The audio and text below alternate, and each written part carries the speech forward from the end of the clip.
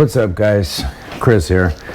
So I'm making another Skout barrel. I figured I had showed you guys what I did after I had them over at Skout. Bill had them make me a STX liner conversion barrel, and then when I got it back, I mean, they did a great job. I just wanted to take it a few steps further, which is, you know, kind of how I am with everything, as you guys probably know if you watch my stuff. So I wanted to show you guys how I did it, in case you guys wanted to do it, because this gun can be crazy accurate with slugs, and I've already tested that theory with the 30 caliber. This is a 25, and I've already done a 22 as well. I ended up ordering the carbon fiber sleeves, and then he sent me the probes and the transfer ports. So what I did is I machined this piece of aluminum. This is the exact inside diameter of the carbon fiber sleeve. I'll show you. So this, you see how tight that's going to fit in there? That's going to be epoxied in. So you see there's not really any room around the sides. So that needs to get cut, and it's going to be epoxied. And I have 3M 420 epoxy that I'm using. And now on the inside, so first of all, it's going to be tensioned in multiple places. So what I did is I kept the original ends. This is the outer barrel from FX that goes with the STX liner. So this is an STX heavy slug liner, 25 caliber, and then I have the 30 caliber. This is the front nut, and that and the back nut both tension the inner liner inside. So what I did is I cut the transfer port off. There's the little piece that I cut off over here somewhere. I don't know where it went, but I cut it off, and then I machined this down on the lathe a little bit smaller. I had to do like right where the O-ring is. So the O-ring is still going to catch inside the back transfer port. So this is going to, and there's also an O-ring in the transfer port on one of their O-rings. So this is not, obviously that one's already glued in, but this is the another 20, well, this is actually a 30 caliber. But so this is going to go in, and then it's got their O-rings and the original, and it's going to sit right inside, so right inside here, and this is going to tension it to the front. And then the front nut is going to tension it down here. And then now also this and this brass piece on the that had the transfer port before, and now I machined it to fit inside there, and this nut on the end are tensioning the inner barrel inside here, and I have the carbon fiber sleeve inside here.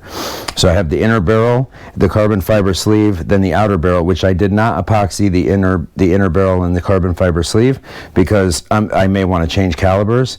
And with this setup, this is thoroughly done to the point where I'll probably just change the transfer port, and then, you know, I can tension another 800 millimeter in there, and I'm probably going to do a 700 because I have 700 barrels. So anyways, I have this because I need to take exact measurements, and I'm going to, you know, finish it up and hopefully have it drying overnight tonight. And the epoxy, I'm using 3M Scotch Weld 420, I believe. I'll show it to you when we get back in my other room, my other workshop. But it's pretty serious stuff. It was like $60 for a 50 milliliter thing, and it's not like a regular epoxy. You have to actually have a separate gun that can push it out. I'll show you. It's expensive stuff, and it's serious stuff, but it's what you need for this kind of application. So anyways, that's how that is. This is already epoxied in, so that's not coming out, but that's why I have this one here to mock it up, so I know exactly how much I'm going to have how much room I'm going to have left. So now this is epoxied inside there. This transfer port. So the aluminum, I'm gonna lathe the end of this perfectly straight, but that's going to be sitting on the end of that, right? And then on the other side, that's going to go. Let me grab the front piece, and I'll show you exactly how the front is going to work. Where is the front piece? Okay. So now this is the front piece. I'm going to take this tensioning nut out, or bolt rather, with a set nut, lock nut. So now this is going to be inside of this. I have to cut the aluminum down, obviously, and then smooth it out, but I'm going to have to take this transfer port off the back to show you. So this is going to be protruding out, right? And then these can both actually fit through these threads. So I'll show you what I mean. Ooh. So when I put this in here, maybe, is that the other side? Yeah, I think I had it coming through. Yes, I did, because I marked this side. I had it going through this side, because I smoothed this out, because this is going to go right through. See, it slid right through. It's going to go right through these threads. You see? And now this is also coming out. And now this part, there's an O-ring inside here. This goes inside there. Right? So then now that gets tensioned down into here. When it hits the aluminum, this is going to tension that as well. So this whole entire system is going to be tensioned. So in many ways. So this is going to be into the inside of this, inside of this nut, or bolt rather. Sorry. Let me actually adjust this a little bit first so you guys can see me and I don't have to keep moving all kinds of crazy ways. All right. So this is going to be coming out the front, sitting into this bolt, and then this is also going to hit this and tension that, and this is going to be on the end of the barrel, and it's not going to hit it right when it hits here. It's going to thread in a little ways, and then it's going to hit both of those. So that's what I'm doing now, is I'm mocking it up to take the exact measurements and know exactly how much I need to remove from these and from the carbon fiber sleeve, so that I make it all fit exactly where I want it, which is somewhere around, I want to have probably half of these threads in when it's tight, and that's with that piece all the way back into the transfer port, and that's with this hitting the end of the other part. So I actually have to, first thing I have to do is take the one side of this side, and I need to make it a perfectly straight end on the lathe, so that this is going to hit that perfectly, and then I can, because the measurements have to be very precise at this point when you're doing something like this.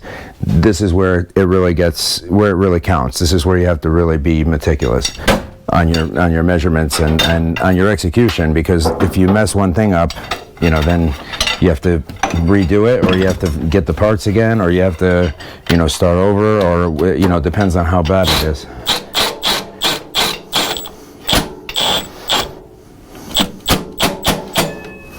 Okay.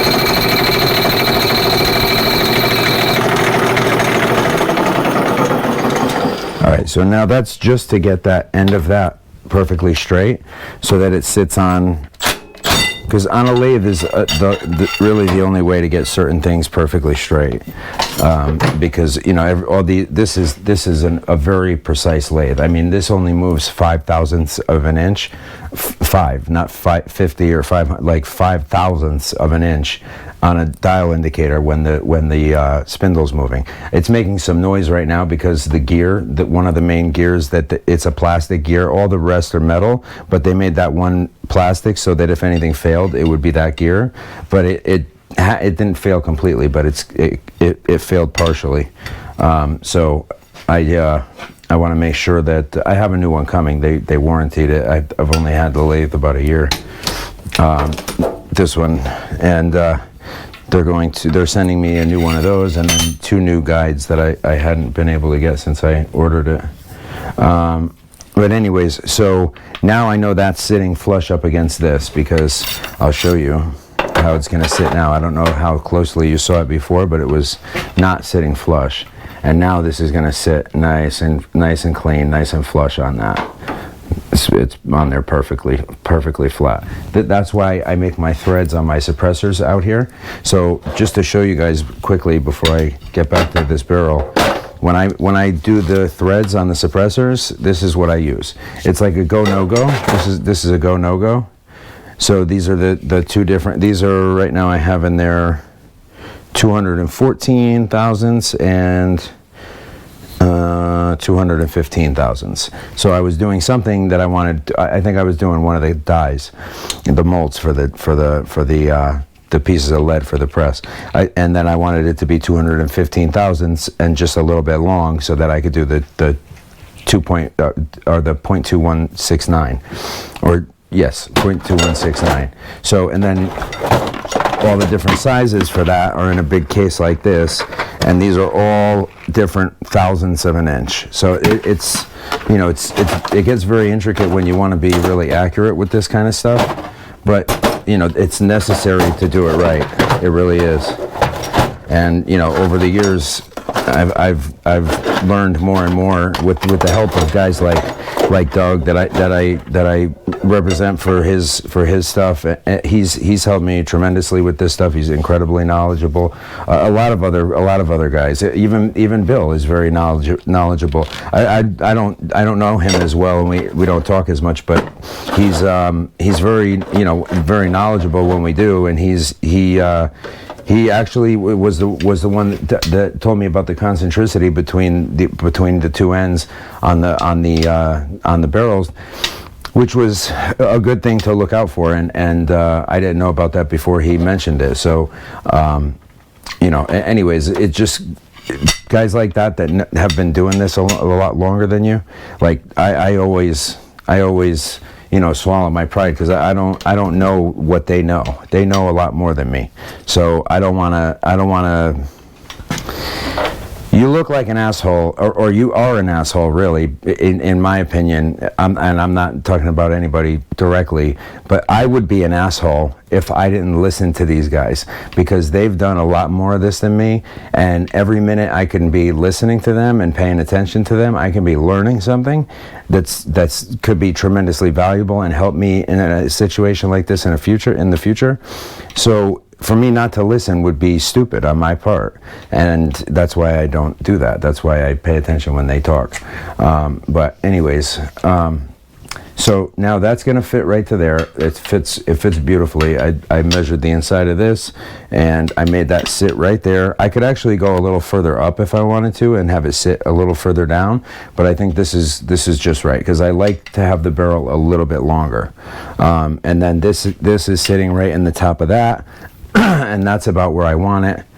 So roughly this is going to be, let's see, this is going to be right here. That's where that is. So let's just put these both down. All right, so my barrel needs to be right about there. I need my paint pen, because that's black. I don't want to use marker there. Where's my paint? Excuse me.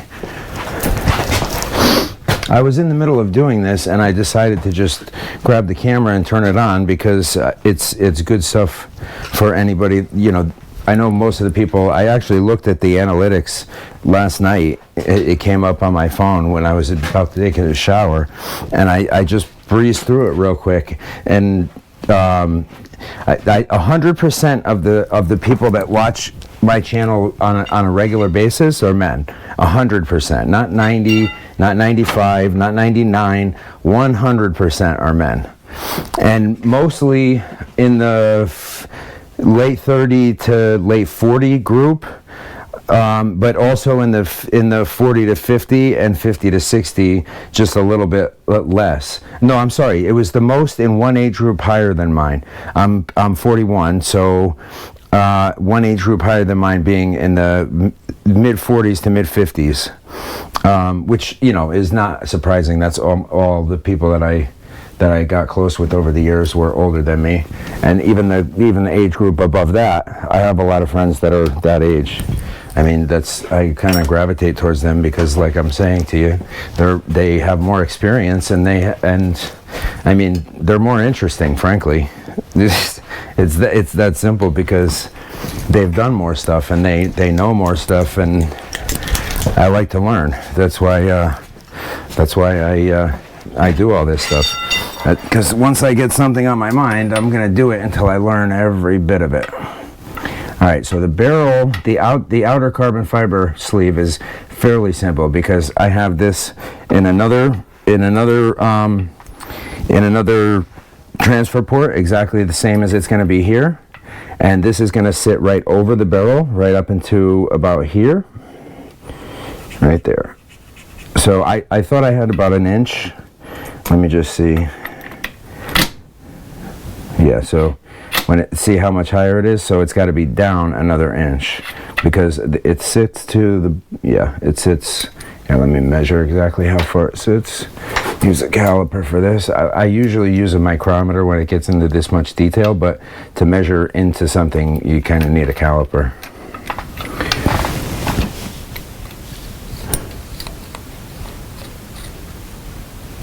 Okay, so that's 32 millimeters. I thought I was at like 25. Oh, well, no, that's exactly where I marked it. Okay, that's perfect. So what I'm going to do is I'm going to cut it with the bandsaw a little further up than that, and I'm going to leave a little bit before the white line. I'll probably cut it like up here, like half a thumb above that white line, and then I'll even it out on the lathe. And then I'll know that that part's done. And then I have to figure out the inner sleeve, because with this already installed, the inner sleeve should stick out after that cut. And then I need to actually smooth out the other end, but I know I have to cut it anyway. So after I can make that cut, I can cut this, and this has to stick out just a little bit, because that's going to be, it's got to be like almost the same length from this. So it's actually shorter because it's up into here where the transfer port is, but because where did I put the other transfer port? Oh, it's on the end of this. So this part right here, from this lip up, that part is in the barrel. So that much of the aluminum is it's that much shorter, but I think it's going to be almost flush with the end of this, because when I tension that nut down, it's going to hit this as well, and then the barrel itself is going to protrude out, and that's where the tensioning for that's going to go, because the barrel will go inside of it and the aluminum will hit the perimeter of it. So this was down in there, so that's why that needs to protrude out. Okay, so I'm going to just make this cut on the bandsaw real quick, and I'll be right back to smooth it out on the lathe.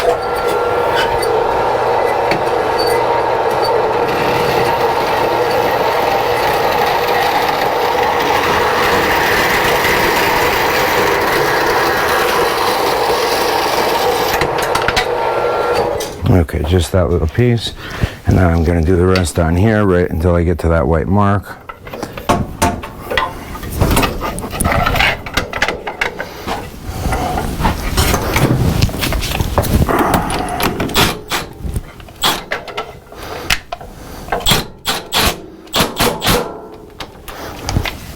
Don't need to get too tight on this. It's only the carbon fiber, plus you don't want to scuff it up, but it won't, as long as you don't go too crazy on it.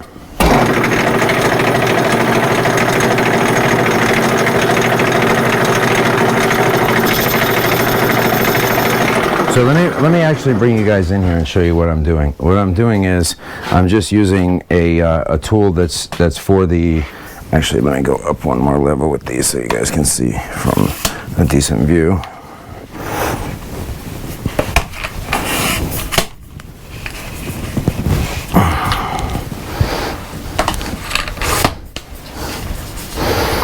Okay, so I'm just going to show you from up here so you can see. So on the lathe right here, I have my cutting tool. It's really for metal, but obviously carbon fiber is nothing for it. It's a carbide tip lathe tool. So I'm just shaving this down right up to that white line so that I know it's perfectly even, because this, with these linear rails, this is perfectly level. So this is going to make that perfectly straight. That's the only way to really, you can't bandsaw You can't bandsaw cut it straight, that's for sure. You can't even belt sand it straight. You're never going to get it perfectly straight unless you do this. So.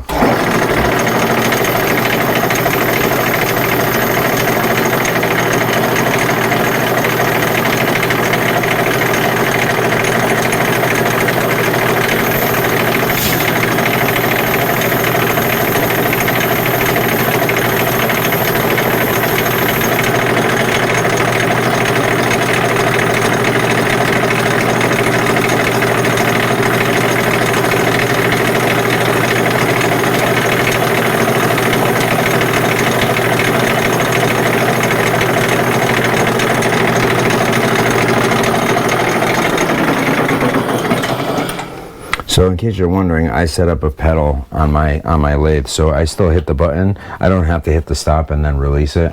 I hit the pedal and then I hit start, and that's it. It goes.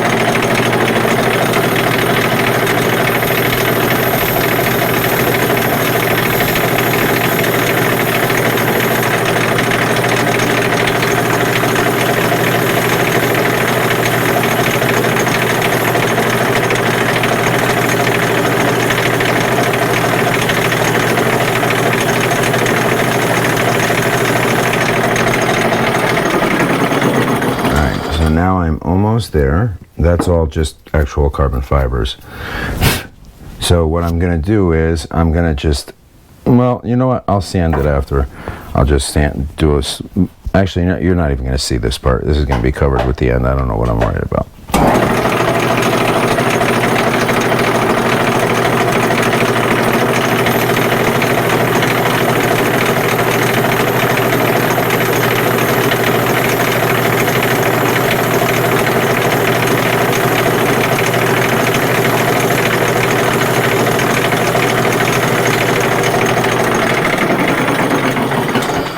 So even though it might not seem like it, you do have a small margin for error, because that bolt that tightens, that tensions all this stuff together on the end of the barrel is going to be, that's going to have a little bit of wiggle room. Like you can tension it a little more, you can tighten it a little more or a little less if it's a little long or a little short, but it's not a lot.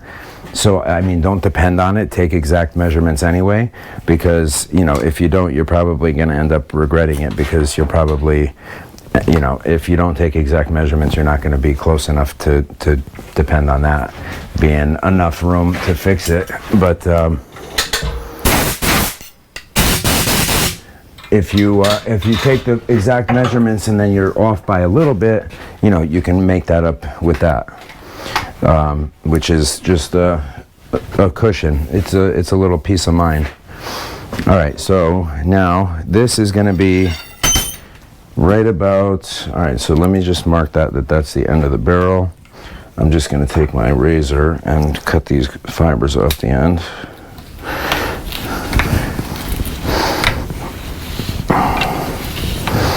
So I ordered, on Amazon actually, I ordered some carbon fiber sleeves, the exact inner and outer diameter of these, because I wanted to just make a separate one for each caliber, which I'm probably still going to do because I ordered it, but because I have 2 more coming.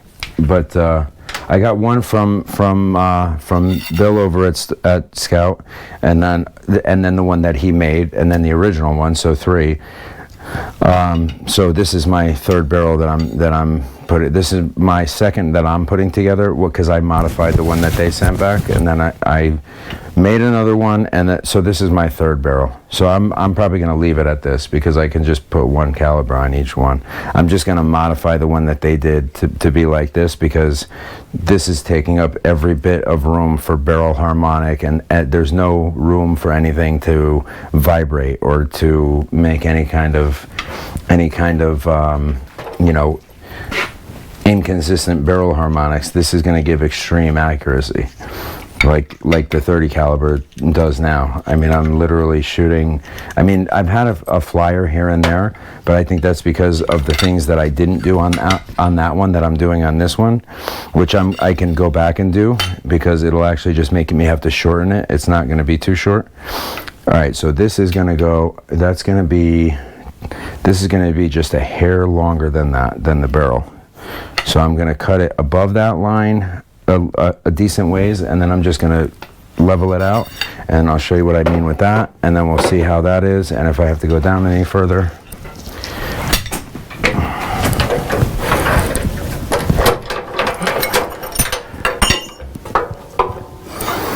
Alright, so I'm going to cut it right about there.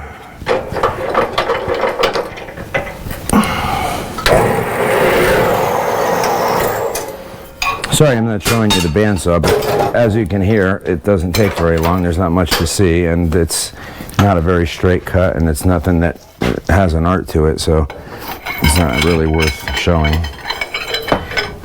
So I'm just going to smooth this out. I'm going to smooth it out, and I'm going to bring it down close to that line. It's going to be a little higher, but not much.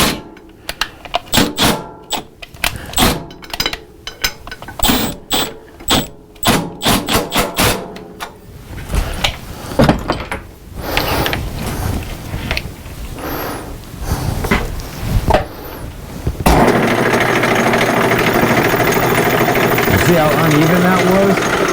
Oh, you can't see from there. That was way uneven. It was totally uneven. That's from a bandsaw cut. I mean, granted, I wasn't trying to make it perfectly straight because I knew I was going to do this, but it was way uneven.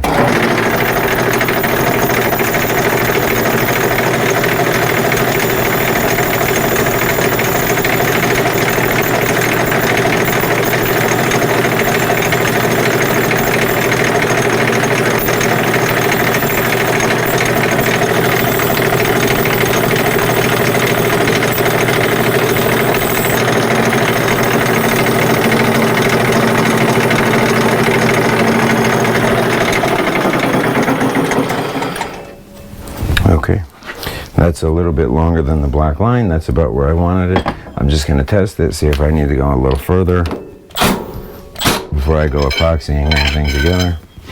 I'm going to mock up the whole thing and make sure that everything is in the right spot, because I think this actually will need to go down a little further, and then because I need the barrel to be out a little further than this, or the inner barrel rather, and then when I put this in, I have to tap it down because it's going to go down into that transfer port, so that's not all the way down yet.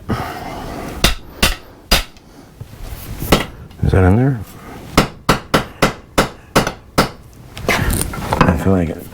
Oh no, it is in there. Okay. Alright, well, we should look at that. I think that's going to be perfect. It doesn't usually happen on the first time like that. I mean, it's not my first time doing this barrel, but it doesn't usually happen on your first try that all the measurements are right. Because when you have to be this precise, there's always a room for error. Well, that is just right. So you can see in here, this is right where I wanted it. So this is, let me get you back a little further so you can see the whole thing. So this is the whole entire barrel, and then here's the transfer port at the bottom. Now this is into that transfer port, and it's just flush with this. So that's going to go inside of this, where these gaskets are, where those O-rings are, and then this is also going to hit the aluminum. I hope. I'm going to check and make sure that there's no play in it, and that it's tensioning both. So now see, it's already hitting one or the other. That's okay. You know what that is? It's not the nut, but it's that sleeve. Oh, and then that is right behind it. So let's see where that's hitting. If I'm right there with that, I probably should have marked that, because I just want to double, triple check that everything is exactly where I want it before I put this epoxy on, because this epoxy is never coming off. You just have to start over. Alright, so if that stops right there. Okay, so then the outer FX barrel is a little shy. I mean, it's just a smidge higher than the aluminum. You see how that little tiny bit. So this is also hitting that. You see, so what I'm going to do is I'm going to shave that down. just a hair. I'm going to take this, that's in there with the gasket. That's why it's sticking pretty good.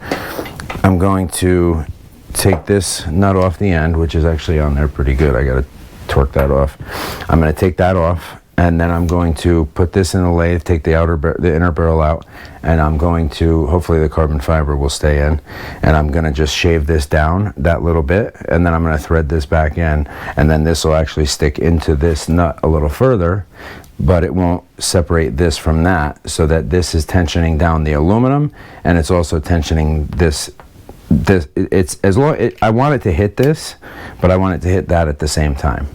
So what I'm going to do is I'm going to put this in here, and I'm going to see exactly how much difference there is. So this is another tight, you can't really get a micrometer there, but I'm going to use thousandths of an inch and see how many thousandths of an inch I have to change that.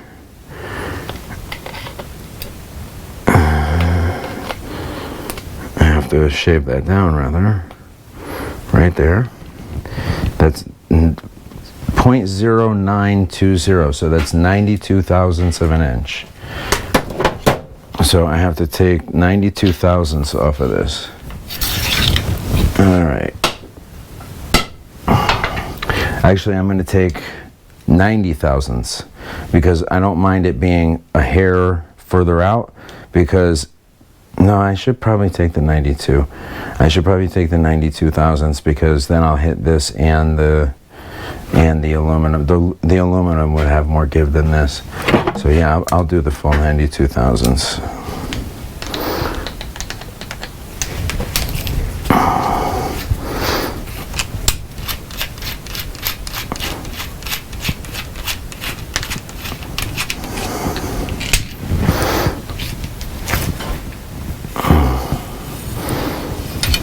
I put one O-ring at the end because there was the carbon fiber leaves a little bit of space when you don't have it in the FX and you're making all these modifications to it. So I put one O-ring at the very end where the carbon fiber didn't reach. All right, so let's put this in here.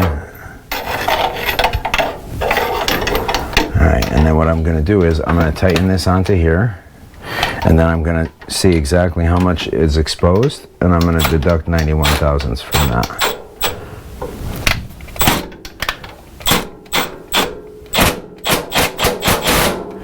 Okay, now this has got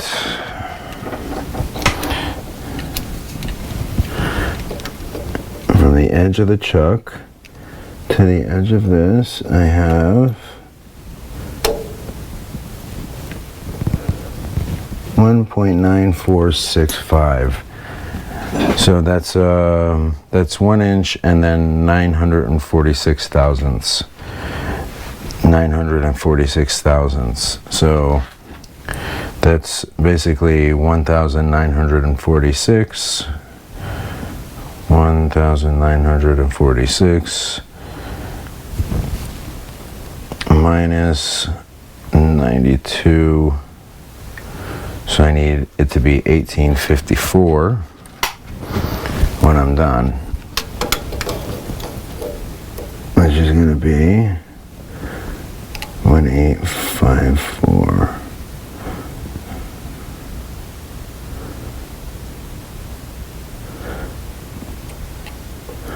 It's right about there. Okay, let's be able to see the marker.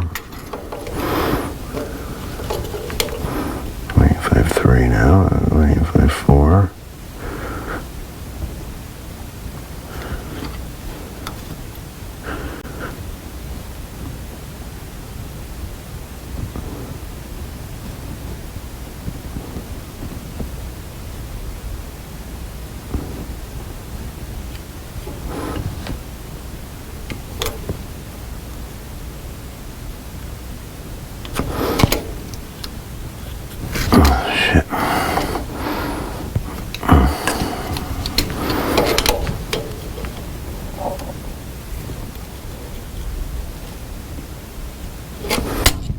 It's not very much at all. It's it's a very small amount to be taken off, but that's how you get it perfect.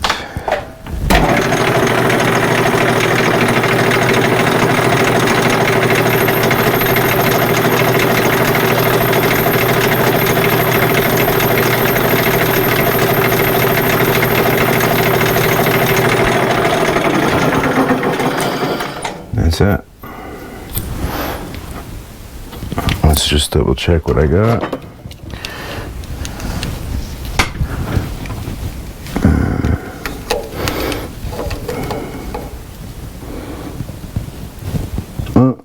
That wasn't quite enough. I didn't go far enough. I'm being conservative.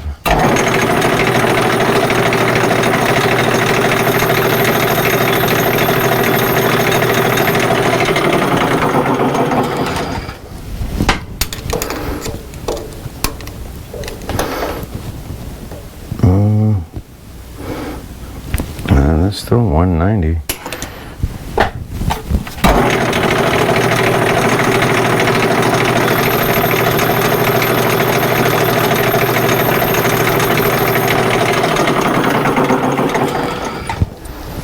Okay.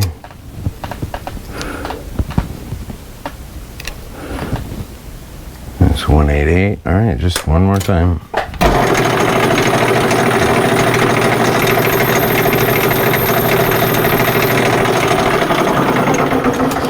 That's all I'm taking, because that's got to be close, and I don't want to get too close. It's hold on. It's 1864. So that's 1/1000th of an inch. Is not gonna make a noticeable difference. So that should be. It's probably gonna look like it's right on. You probably won't even be able to tell.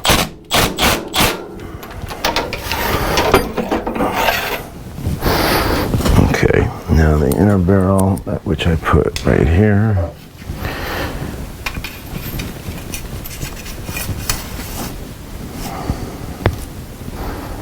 That's the carbon fiber that's holding it, and then I have to get it back into its home in here. There we go. Alright, so you see now that sits where the transfer port was. It's got that that little lip where it sits in the FX gun, and when you tension down this front part, that tensions this whole thing together with the seat on the back, and then I still have the O-ring on the inside too, so when this pushes a slug into here, or a pellet, whatever, slugs most likely, it's 25 caliber, I won't use this in competition, it's always 22 or 30, but this will make that's going to sit perfectly down there, and then when you tighten this, it tensions the inner barrel between these two pieces. So same thing on the FX gun, when you have it the way that it was made. So they tensioned this on the inside, and then with the carbon fiber sleeve, that for me on my FX gun it really worked wonders. It was an amazingly accurate gun. Is an amazingly accurate gun. So you can't even tell. It's a 1/1000th difference, but it's such a small amount you can't even see it. Okay, where's the cap? So now I know that I'm all good with all these measurements. So I'm going to epoxy the aluminum sleeve to the inside of this as it sits. I'm going to do it just like this. I'll bring you guys with me, I'll show you quickly. And then I'm going to epoxy this part onto the outside of the outer barrel. And then I'm going to leave all this stuff until tomorrow when that stuff dries and cures. I mean, it dries quickly, but when it cures. And then this is going to align that center part perfectly. So I'm not going to epoxy, I'm going to epoxy the outer FX barrel to the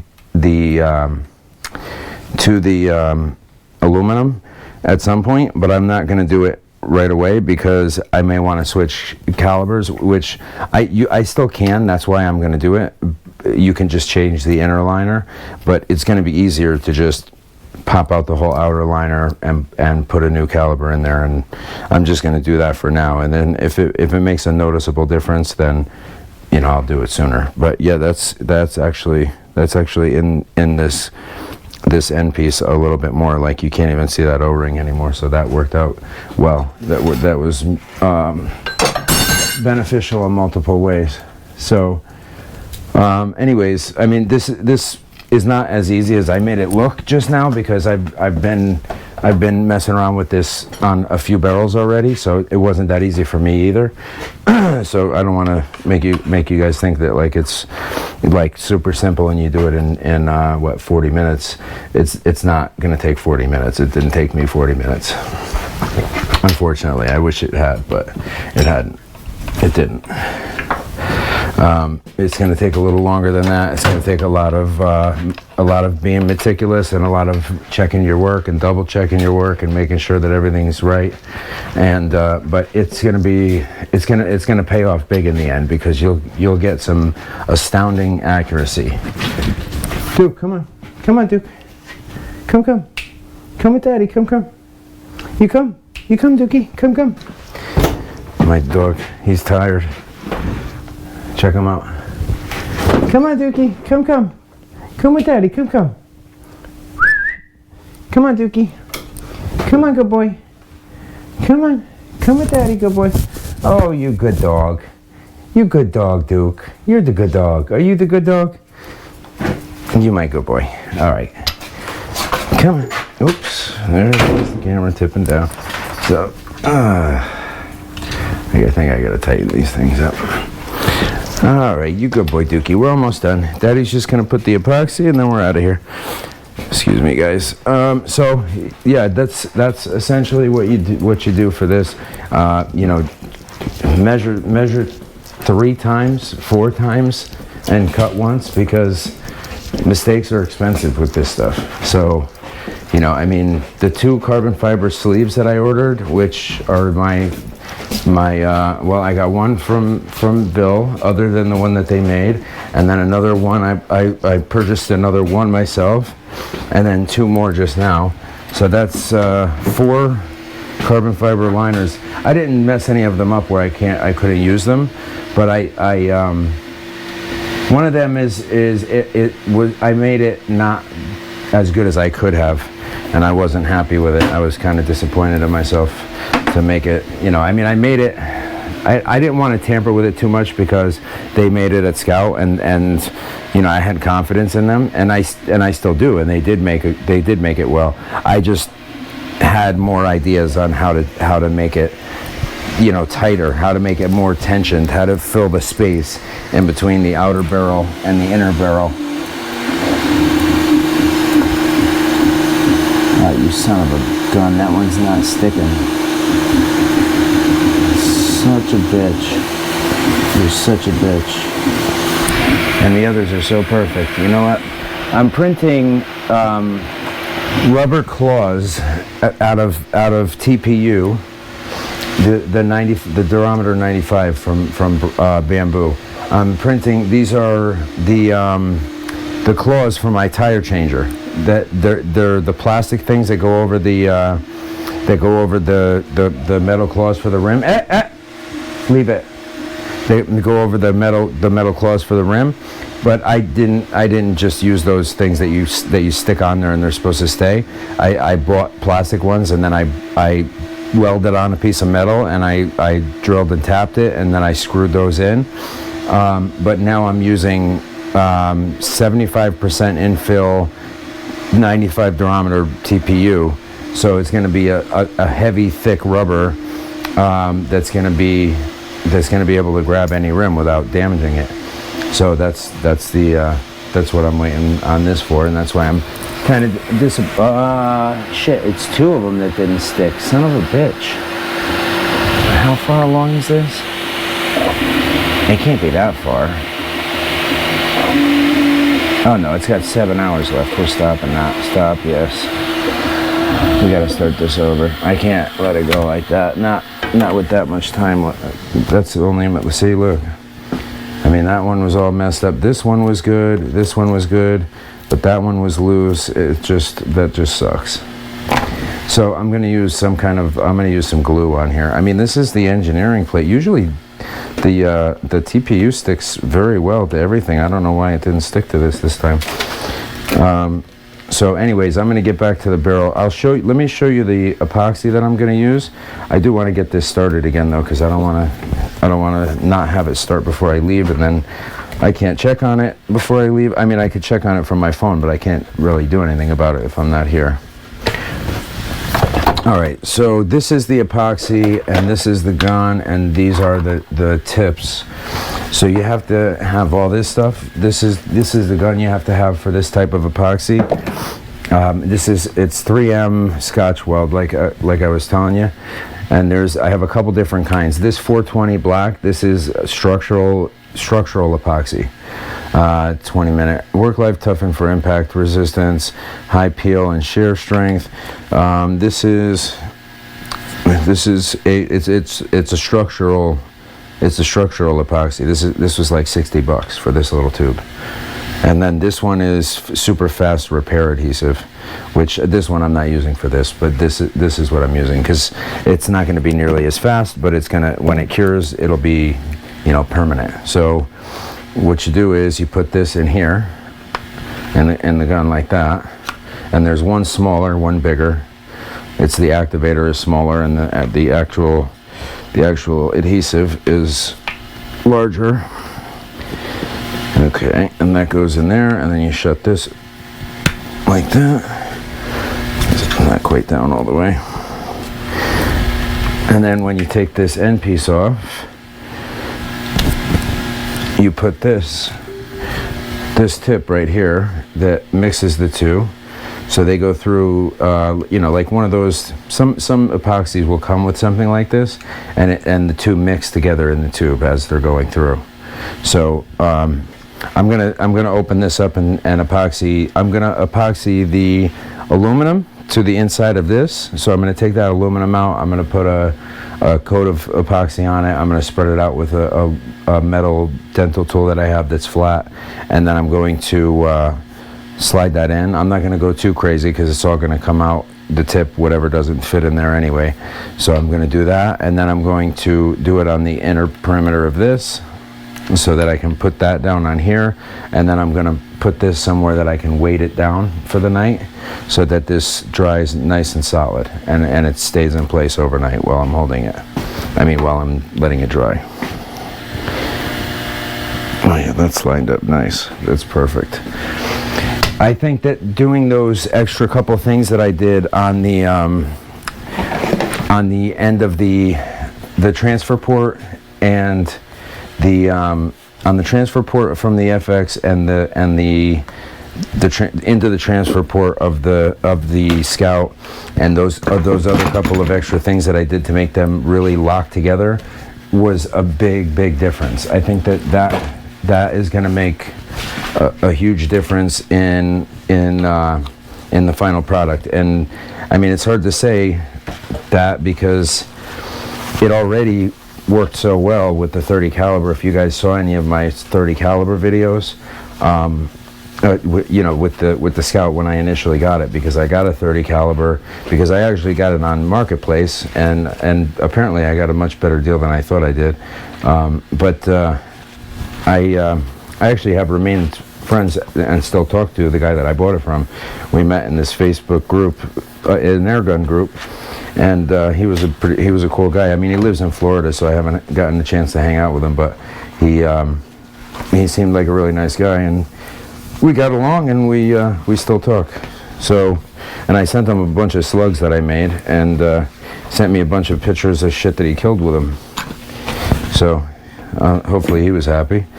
And hopefully I'll get to meet him one of these days, but he did me a solid on that gun. But anyways, so I got it in 30 caliber because that's what he had it in, but also I would have bought it in 30 caliber because it's a bench rest type gun, and that's what I would buy it potentially to use it for, depending on how I liked it when I got it. And with how I do like it now that I did get it, I definitely would be using it for that. So I would definitely start with 30 caliber, but once I like a gun like that, then I'm going to get every caliber like I did with several others. And probably the only problem with the I love the raw, the Rapid Air works, but the only problem with that is it's lacking power. It's I mean, it's an anomaly as far as the gun is accurate, like consistently very accurate, with 18 grain 22 caliber pellets at like 1,300 feet a second, like sound breaking speeds, and consistently accurate over and over and over.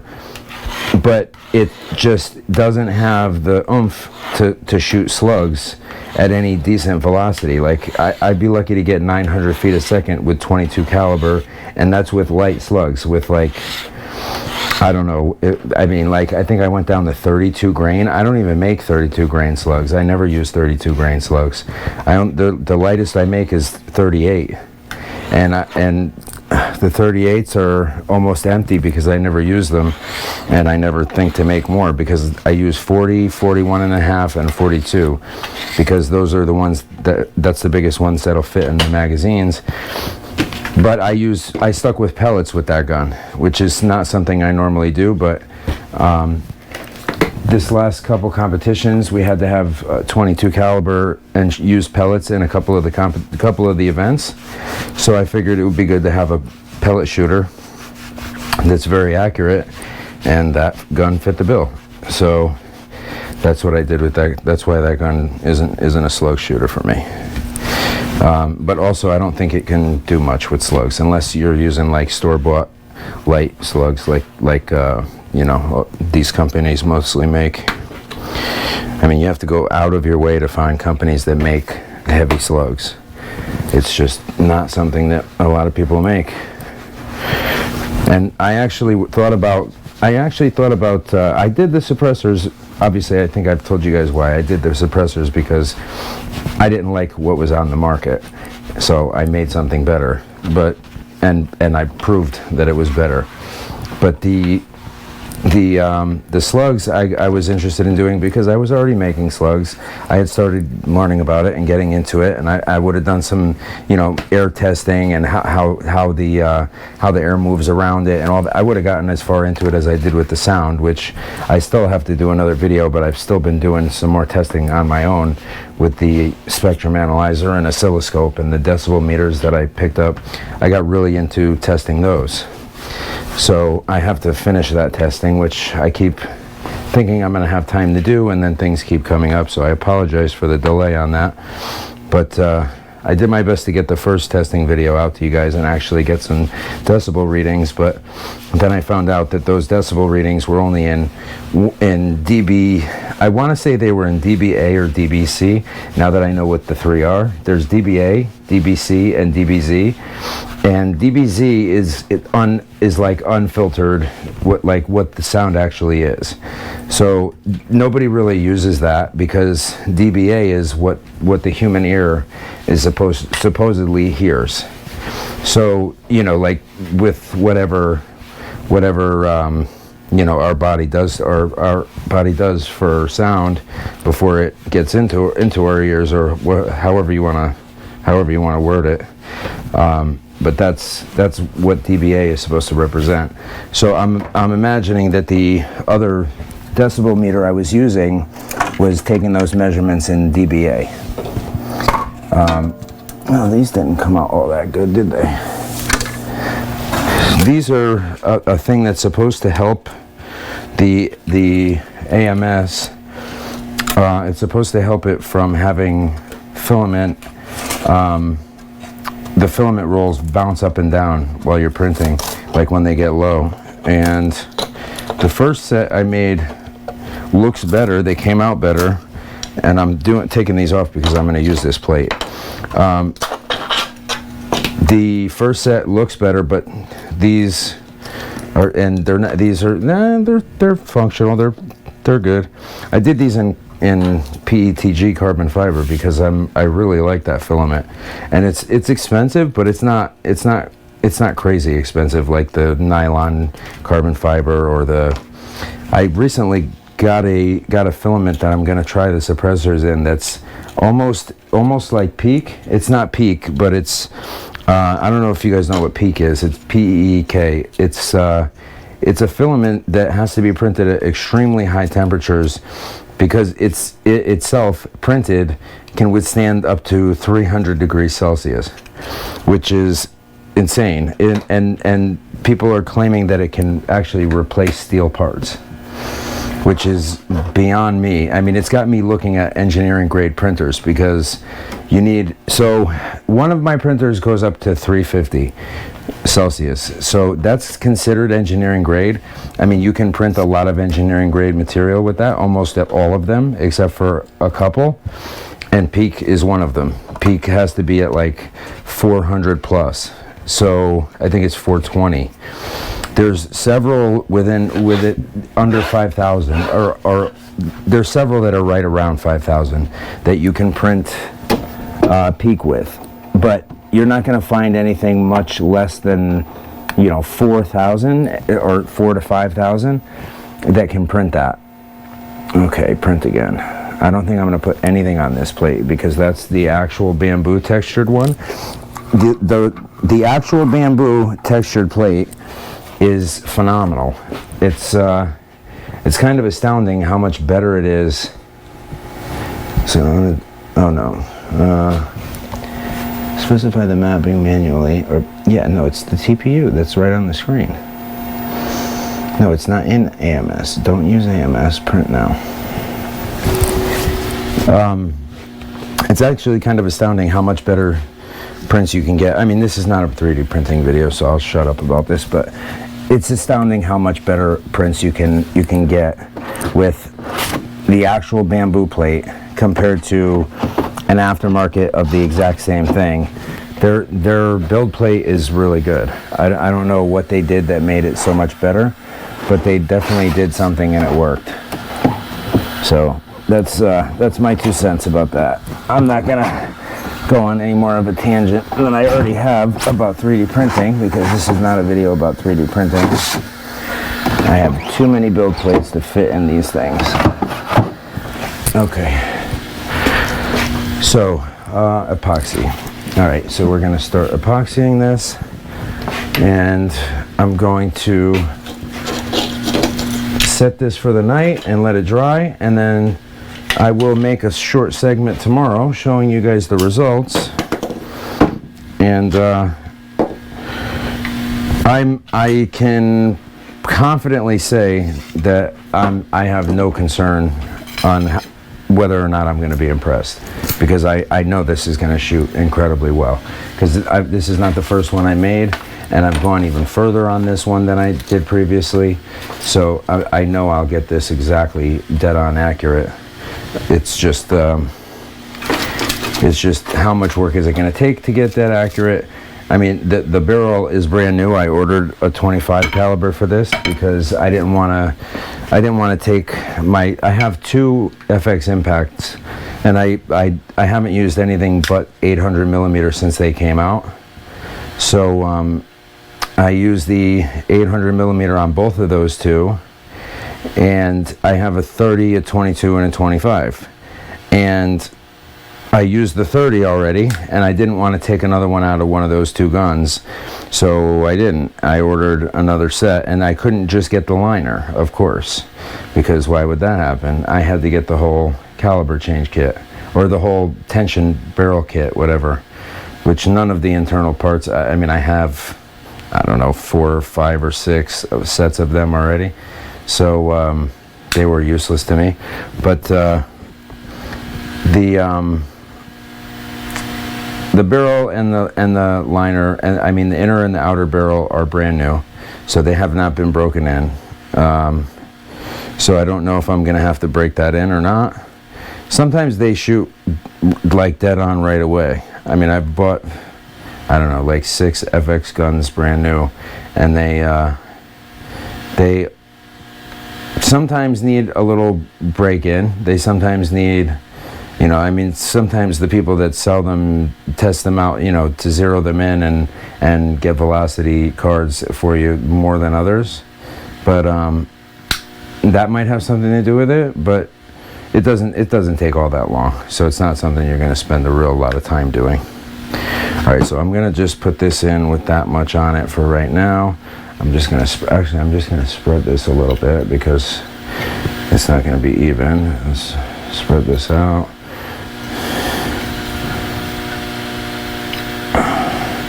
I mean, it doesn't matter. This stuff is gonna stick like nobody's business anyway. All right. You see what I mean? Whatever's not gonna fit just comes out the top. So I'll just let that, whoa, look at that. I'll just use that on the top section if it even needs it. So let's let that go in there with the barrel, with the liner. Oh, wow, I did not expect that much to be coming out. Well, I guess that'll probably be enough for the other thing I have to epoxy on the top, the cap as well, because all this stuff coming out can go on that.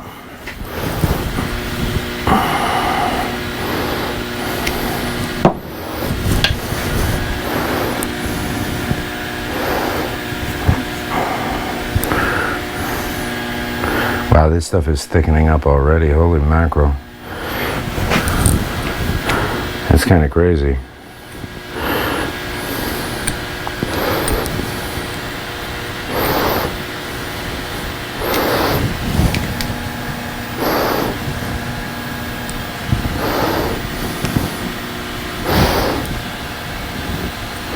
Yeah, that's all I'm going to need in there. I don't have to use any more of that. I'll just wipe this off. These tips, you need to buy a decent amount of them because they're like a one-time use thing. You don't reuse those tips. Okay, that's all the way in. I'm going to stick this in just to make sure that this is dead centered, because this is going to be sitting in the two seats on the top and bottom. And now this is going to go right there, and I'm going to take this out because I'm gonna put it back in just enough to have that sit in it so I know it's dead center. But right now I just want it, there we go, I want to get that guided in. And now I'm going to put this in just enough to go around that so that I know this is going to hold the barrel dead center. Alright, and that's that. This is going to dry overnight, and tomorrow we shoot. And I will make another segment of this video where you guys can see me test shooting it. But I'm gonna set this somewhere where it's gonna be pinched down overnight. It's gonna be, you know, weighted down overnight. I'm gonna put something on top of it, or I haven't decided yet because I've been too busy making this video. So I'm gonna wrap this video up, and I hope you guys enjoyed, and I hope that I was able to help somebody that's trying to get a slug shooting Skout going for themselves, because here one is, and well, it's over there, but here's the barrel. This is how you do it. Anyways, have a good night, guys. I will check in with you tomorrow when I have some accuracy results. What's up, guys? Chris here. So I'm finishing up the video about the Skout barrel that I recently made. This is a 25 caliber. That's the 800 millimeter STX liner inside. So in the previous segment of the video, I was showing you guys, this is the end of an FX barrel, the standard end that would go with that liner, and the liner fits right in here. And I cut the transfer port off, and this is just where the seat is that holds that liner, so it could be tensioned between the front and rear. And then the nut is still in here. I ended up having to take this out because what I found out is the reason I did this like this, I machined this down on the lathe just far enough to fit inside here. This is the transfer port for the Skout. Okay, and this is a 30 caliber, but see, it fits right down in there, and it's right to the edge, but this is a portion here that is not rifled. So I tested it with this, and it was accurate, but I was getting an exorbitant amount of flyers, and they were like not just outside the group, they were like, you know, an inch or an inch and a half at 50 yards, which to me is a lot. So I changed it, and I went, I even went as far as to try, you can see I got all these carbon fiber tubes. I ordered a lot of extra stuff just so I could test every way I could do it to make it the most accurate. I even made this, which is, it's the same as my go no go at 246 thousandths, I believe, to line up. This is the 25 caliber, a piece of the 25 caliber barrel that I cut to make the Ed gun barrel in 25 caliber. I have an Ed gun STX. I did another previous video. I fitted this piece of the barrel inside of that, inside of this at the end, so it would be a continuous barrel. And I just still wasn't satisfied, so I just made this a little bit shorter, and I had already epoxied it in, and I'm using 3M Scotch weld, structural epoxy. So I had to cut it. I had to cut this, and then this is the part, no, I'm sorry, this is the part that goes in that end. This isn't the one I put it back in, but I had to take this and put it on the lathe and machine all that carbon fiber off of it, because there was no other way to get that off. And then this is the part that goes in the front. I'm going to take the barrel out and I'll show you. But when I was putting this in, I made this. This is out of a linear rod, which, if you know anything about those, they're extremely hard steel. So this was actually very difficult to machine, but this would line that up with the actual barrel. My go no go tips are not long enough to go this far in to make sure that the actual barrel and this piece of the barrel were lined up perfectly. But this obviously was. So that's why I did that. But I'll take this out and show it to you real quick before I test it with you guys here. I did test it very little. I didn't test it much. I shot it, I don't know, maybe a magazine, I believe. And then I put all new targets down there, and I'm going to turn that camera on when I start testing. And I've been using my suppressors on this, my printed suppressors. This is a nylon carbon fiber, which is that, and PETG carbon fiber are my two favorites out of the up to extreme engineering grade filaments. They're pretty damn good for what they are. They're engineering grade filaments, but they're not like Peak or PA12. Well, it is PA12 carbon fiber. The nylon carbon fiber is the same thing, but just they're different consistency, or different. They're different strengths in one area. Anyways, I'm not going to get into all that. So I'm going to just grab a wrench so I can take this apart and show you. I just want to show you guys what I did end up doing, because this is somewhat similar to the 30 caliber that was working perfectly that you guys might have seen in a previous video. The 30 caliber worked absolutely flawlessly. I mean, I can shoot groups that are for a 30 caliber incredibly tight. It just as tight, if not more so, than the impact. So that goes to show you that the gun is completely capable. When they come out with their slug barrels, I have no doubt that this thing will be shooting incredibly straight, because their pellet barrels are amazing, and I'm going to use their pellet barrels even though I made all these barrels for slugs. I mean, this is a slug barrel, so I made it to shoot slugs. Because their barrel was shooting pellets perfectly, it would have been pointless to change it. So the way that I made this is this. So I cut this part off, and I machined that part down, and then I re-epoxied it in. And this now in the front, let me take that part off and show you. So this is what it used to look like. So I machined this down so that I could get the nut on the, here, I'll show you. Let me take it off and show you first so you can see what I'm talking about while I tell you.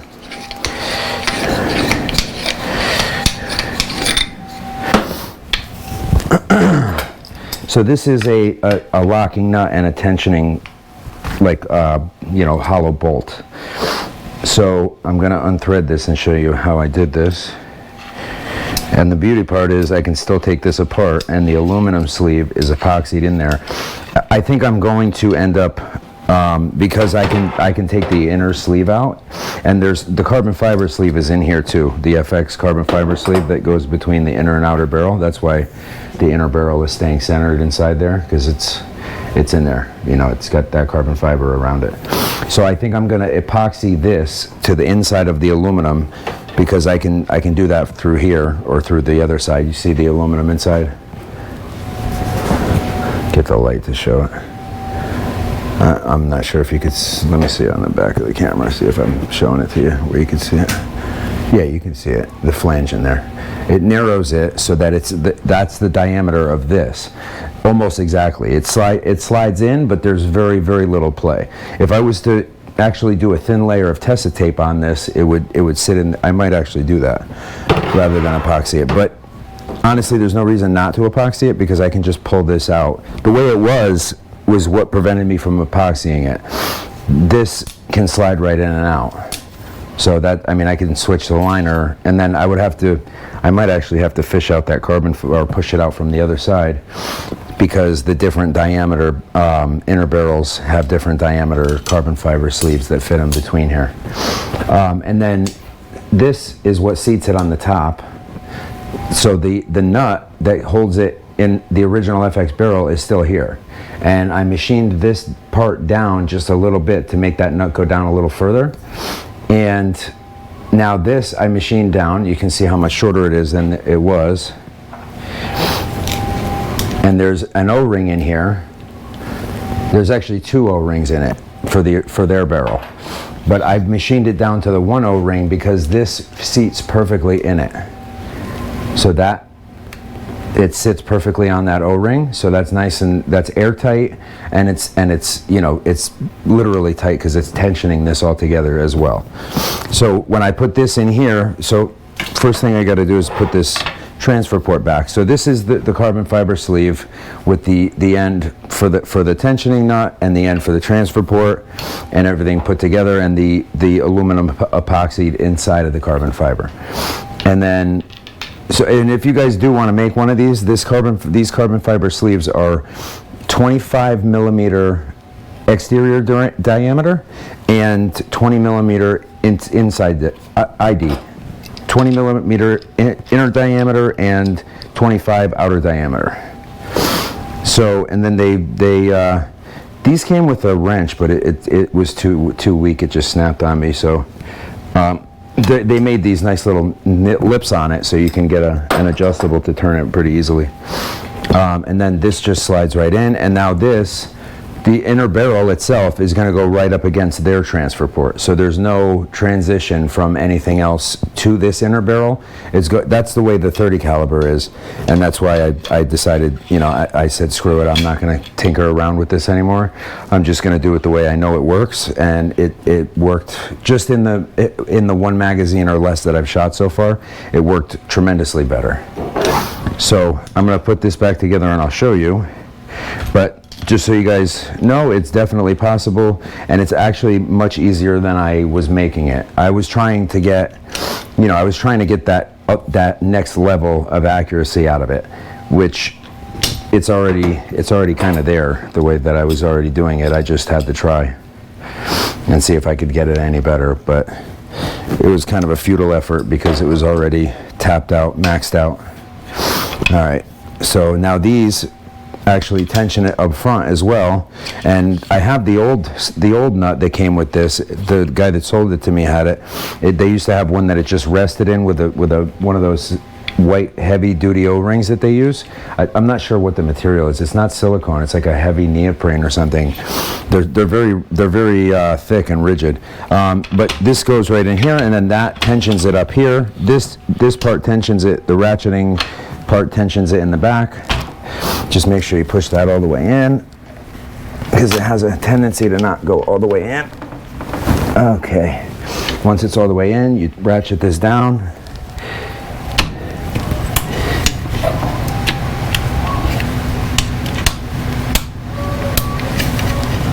All right, make sure you get it down as tight as you can, and then put that in there, and that holds it right there, guides it centered right here. And then this will tension it down when you get it tight. And then, as you can see, I tighten up the front nut very tight, so it's very much tensioned up here. So, and then this is just a hollow adapter for the 1/2-inch UNF suppressor. And now I could just use this with an 800 millimeter 22 and I don't even have to make another one. I can use those sleeves for another gun, because this is 3 of these I have now. I have the original one, and then I have the one that they made me, but I modified, and then the one that I made like this, and then the other one that they made me ended up being like this anyway. It's just for the extra rigidity, because they did the same thing. Well, not the exact same thing. Mine is just a hair longer, and it would have been a good amount longer with this, obviously, because, well, actually it's not that much, because the inner barrel sits pretty far inside here, but then it comes down from the front, and it adds a little bit of length. It does, but it added like an inch, a little over an inch. But that extra inch gave me just enough room to cut this out without having to sacrifice the whole barrel sleeve. So I was able to cut this part just at the edge, machine it, perfectly straight on the lathe, and I had actually a little excess. I had to shave it down a little further on the lathe because I went as close as I could. And then I had to use a boring bar and bore out some of the aluminum because it was down further than the end of this, and I had to meticulously measure how much of that aluminum had to come out, and etc. But that's what dial indicators are for, and micrometers and calipers. So I'm going to put this stuff away. I just brought it out so I could show you guys what ended up working, and this is the front piece, obviously. I wanted to show you guys what ended up working, and in case you are taking this seriously and you have a Skout and want to do this, or you're looking at buying a Skout and you want to do this. And then I want you to see how accurate it can be. This is a 25, and I've shown you with 30s, and I'm going to show you with 22s at some point how accurate this gun can actually be. And I got to tell you, so even the stock moderator that came with this, that I had took the internals out of, and I machined aluminum baffles, like in my aluminum baffled suppressors, and I put those inside the original moderator. It is dramatically quieter with this. This suppressor it's better than big solid aluminum baffles, and they're like an 1.5 inch diameter almost. I mean, it's probably not that thick inside the suppressor. It started at a 2-inch diameter bar stock, but it's solid. There's a lot of mass, and that's usually, and there's air stripping, so that usually it has a dramatic effect on sound, and it does compared to what it was. But this nylon carbon fiber just really absorbs sound. It has a good, and even the PETG carbon fiber, the PA12 carbon fiber, the PET carbon fiber, a lot of these materials that have carbon fiber or nylon or both in them are extremely good at absorbing sound. It just is what it is. And I've got some materials like the PPS and the PEEK that are as strong as they can replace steel parts, like not aluminum parts. They can replace steel parts. They're that strong. So I mean, 3D printers are not what I thought they were. I didn't think they were capable of things like that. So to my surprise, pleasantly, they are quite capable. I mean, if you print stuff with PLA, you're going to get 3D printed stuff with PLA, like what people know about usually. But the engineering grade filaments is a game changer. So I'm just going to throw this stuff on the table and come back and get this going for you guys, because along with myself, a couple of viewers have mentioned that I should do more editing on my videos, and I agree with them completely, because they end up being a little longer than I'd like them to be, because I don't spend a lot of time editing, only because I do spend a lot of time demonstrating and doing research before I demonstrate and all that kind of stuff. So hopefully you guys can skip around through the video and pick the parts you want to see, and skip the parts you don't, and take the useful information and use it, and take the the rants that I go on and just skip right through them. I don't take any offense to it. I'll be right back. I'm going to start the other camera.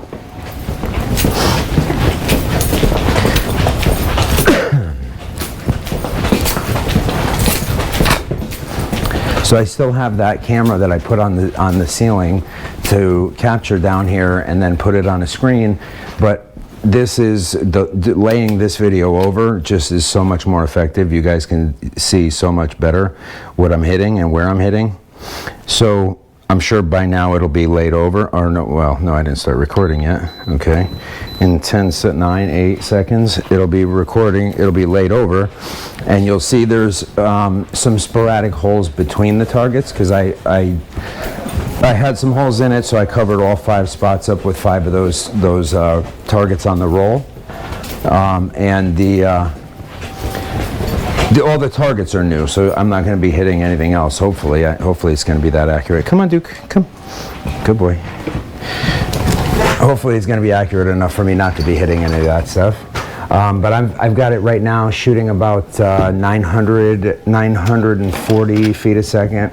I made a couple of tuning adjustments while I was shooting, so let's see where it ends up right now.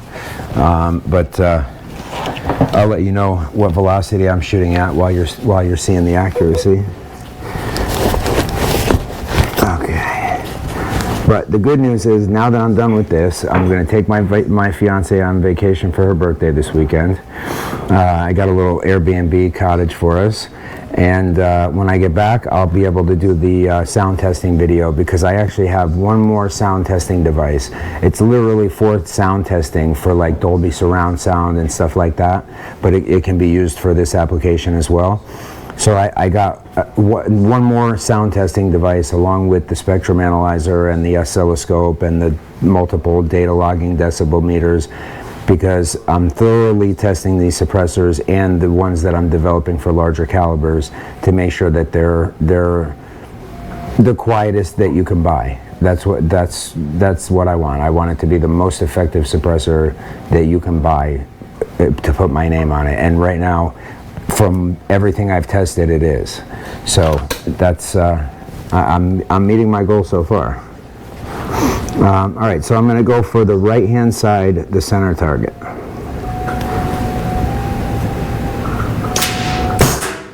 Okay, let me take one more shot and see where I am. Yeah, same spot. Let me zero it off of that.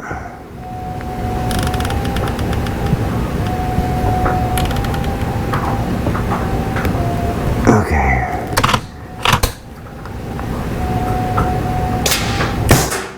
A little further.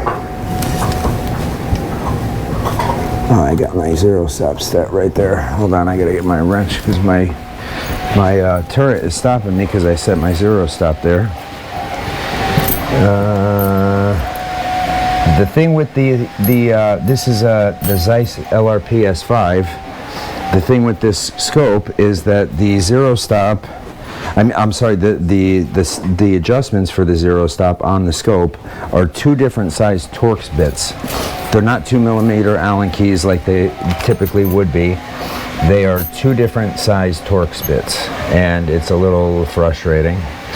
But if you don't, and the Torx, it's like a regular L-shaped Torx wrench.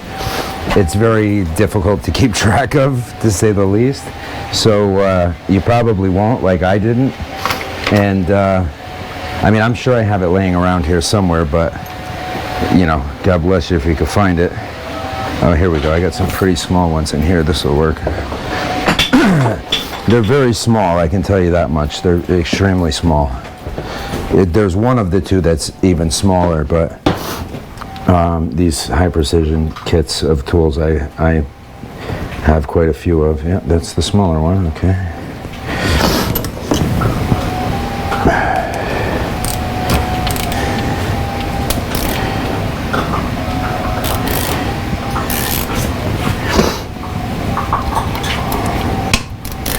Duke, what are you doing, good boy?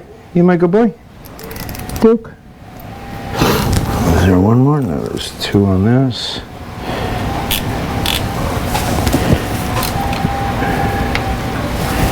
No, there's got to be one more. Oh, yeah, there is.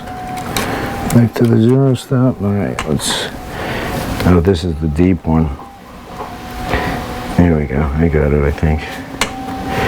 It should stop, either it stops clicking or it still clicks and it just doesn't move the reticle. I don't remember off the top of my head.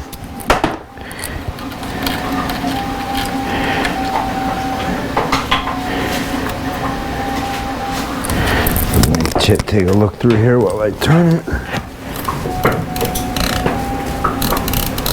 No, it's not moving.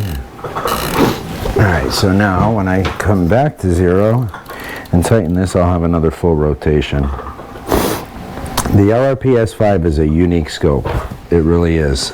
The parallax adjustment, which is a downfall, I don't like this feature, does not have any measurements. So if you're adjusting your parallax, you can't use that for range. You can't use that for anything else other than getting a clear picture, which is really all it's intended for, but people regularly use it for range. And you know, I would like to regularly use it for range when I need to. I mean, I usually bring my Kilo 6 binoculars, but when I don't, I depend on my parallax, so I can't do that anymore with this scope, which kind of stinks, but it is what it is. All right, so now it should be turned. There we go. All right, that's all I needed.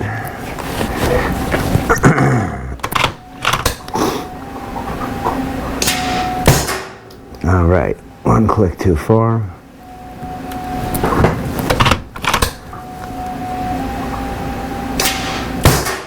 There we go. All right, that's at 9:30. 48 grain slugs.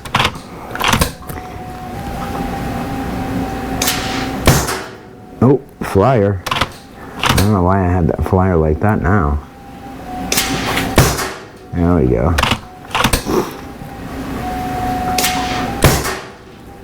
There we go, same hole. And just to remind you, if you guys didn't see, maybe you were skipping forward through some of my BS. In the first half of the video, excuse me, brain fart.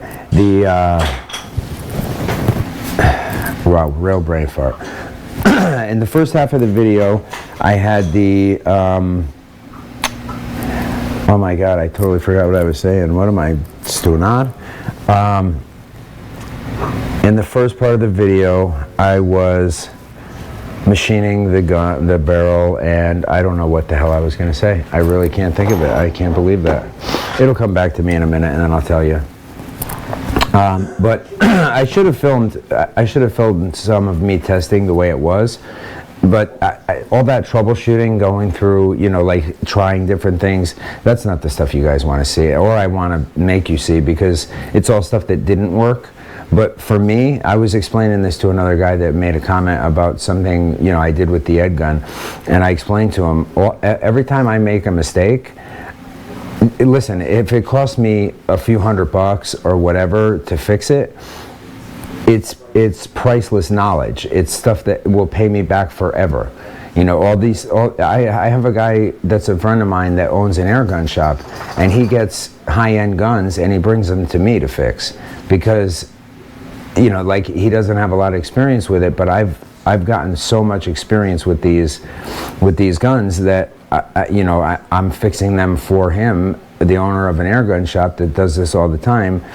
And, you know, not just him. Like, a lot of people are calling now that I put the air gun suppressors on the website, and I'm going to be making larger caliber suppressors. I've got some prototypes printing right now, so those are going to be up there very soon. And currently I have options for 3D printed custom stuff, as well as CNC machined or lathe turned custom aluminum stuff or steel or whatever you guys wanted for parts or for suppressors or for whatever, but it's custom 3D printed and CNC machined stuff. So I design it, I machine it, or I print it or whatever, and then, you know, you guys get exactly what you want. So anyways, I'm gonna go for that center target a couple more times. Oh yeah.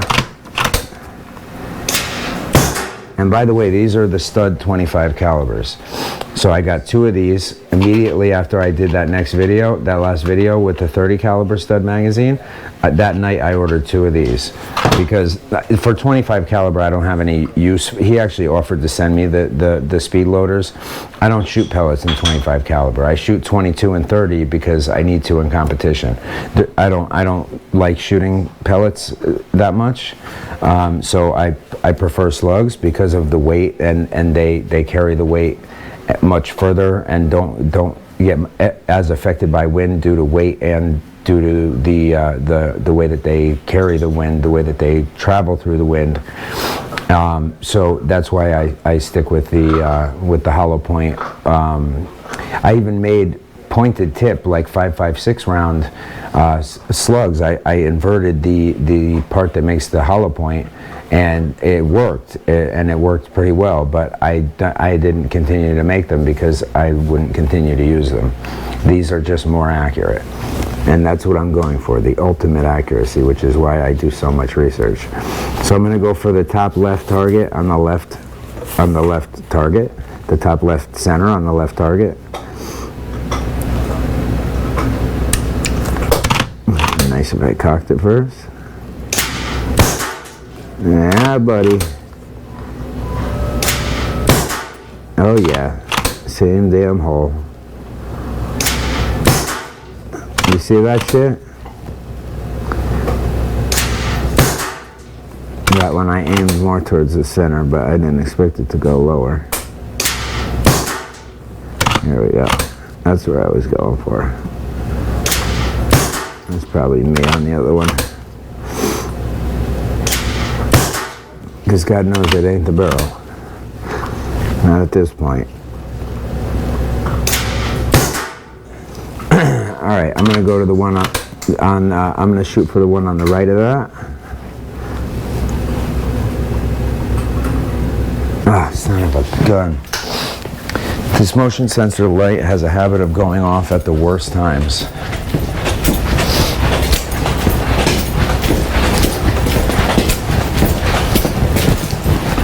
So, but even though I'm going away for the weekend with my fiance for her birthday, I just wanted to get this video done tonight so I can edit it and air it tonight, and you guys can see how this turned out, because you know, some of you guys that talk to me outside of the YouTube videos probably know that I was working on this, and when I know people are working on cool stuff, I always want to see the outcome, so I figured you guys probably would too.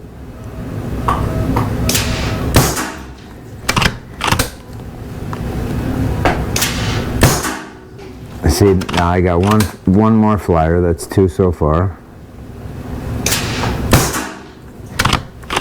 Dead on.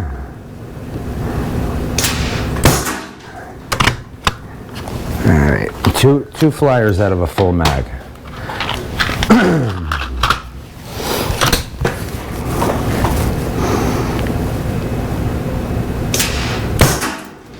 That was me. I slipped on the bag.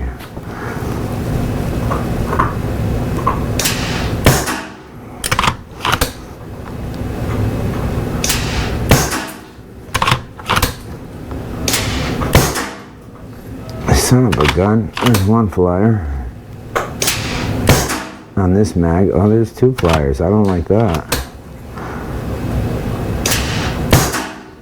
It's a little high, but that's still in the range. There we go. It's shooting a little high. Let me go up a click. Alright, I'm going to go for the bottom target right underneath that one because I want to see how consistent it is.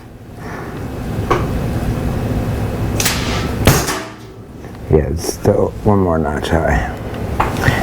So I don't have any original Skout magazines for 25. I have 22 and 30. I have two of each of those. But now that Doug's been making them, I'll you know, I like the precision of his magazines. He makes highly precise magazines.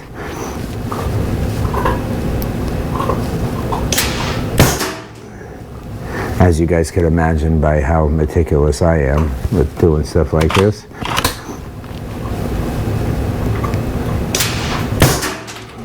Flyer. That's two out of this mag too. There we go. That wasn't exactly a flyer, but it wasn't exactly right on.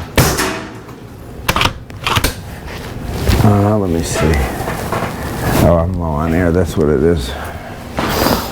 Let me switch tanks, I'll be right back.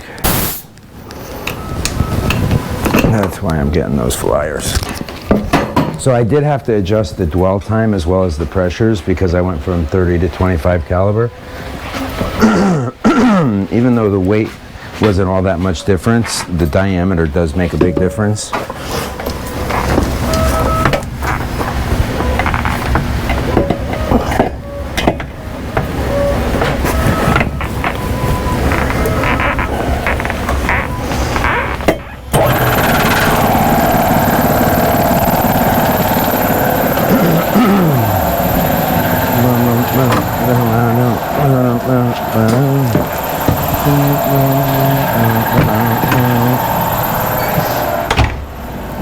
All right, let's hook this up and then we'll air it up and get back to it. And I'll show you the accuracy back because that was low air for sure.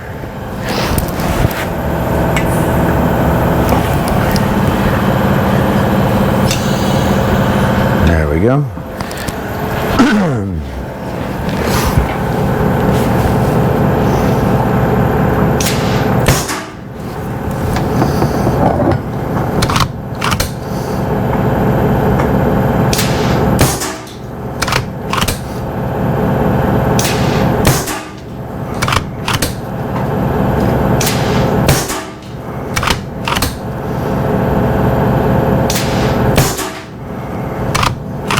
Last target on this card.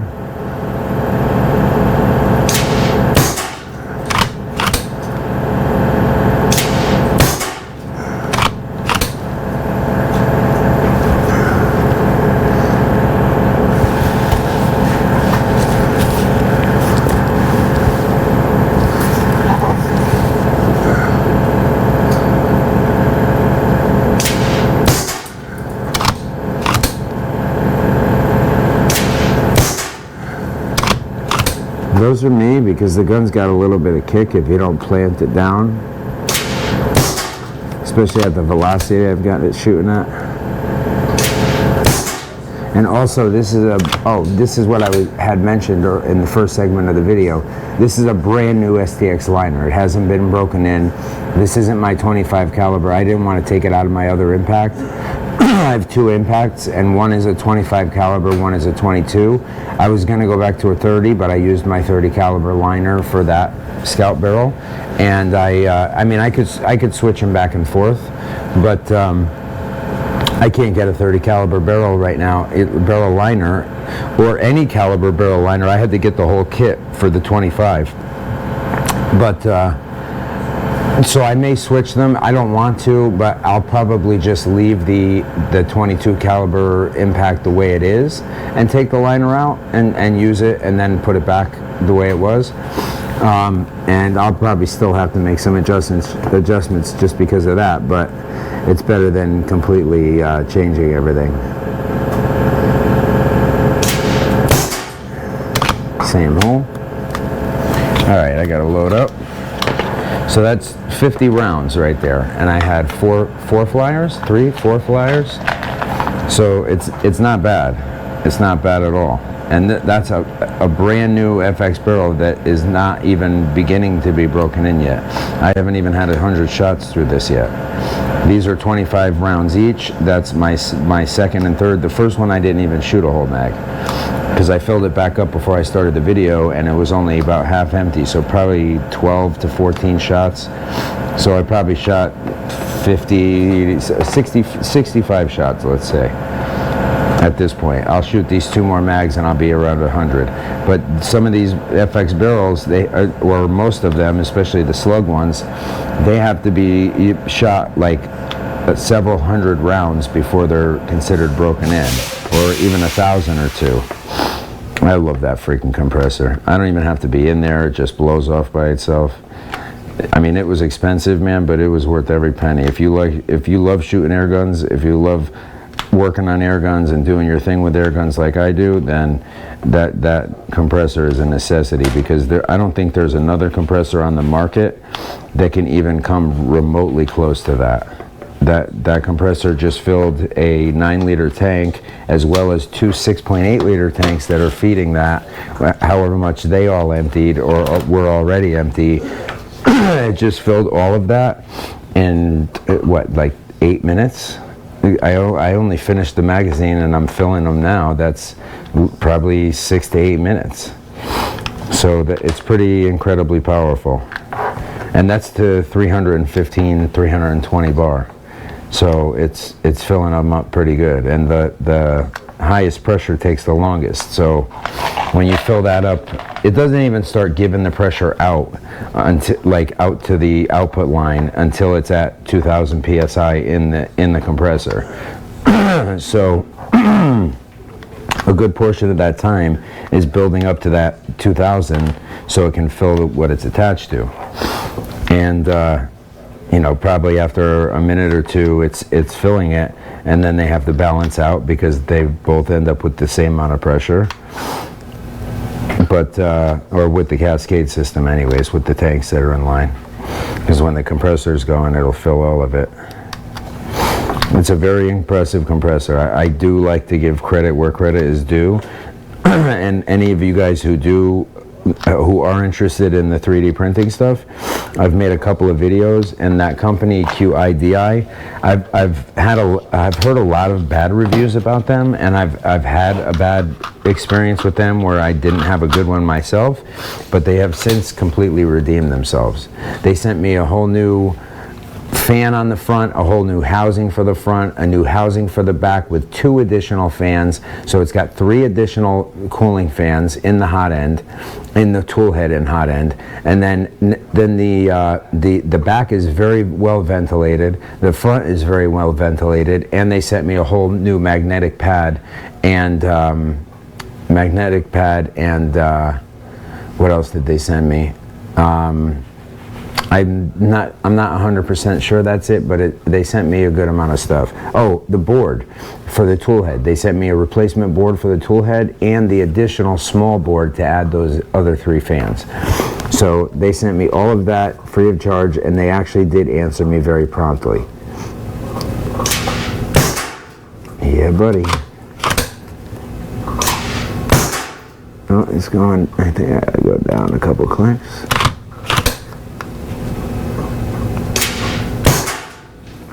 Through the same hole now.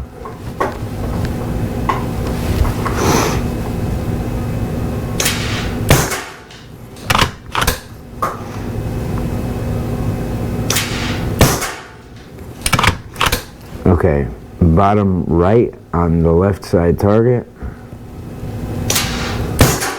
Oh, what the hell? That was me. It slid me back on this bag. Goddamn bag. I love the UltraPod, but mine broke again. The one broke on the way back from Ohio for the Pyramid Air Cup. This one broke because of me. Yeah, I'm too high.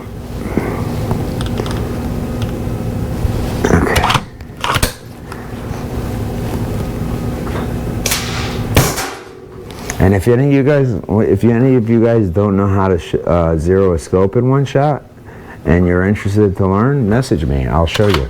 I'll do a short video on how to zero a scope in one shot, and I'll do it with an accurate gun, so I get one shot way off and one shot right on. This gun will probably be there by that time. In 25, it already is in 30.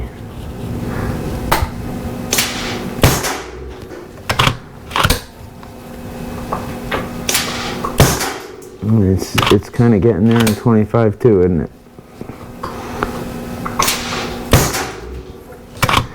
Yes, it is. One more shot. Okay. One right above that. At the top.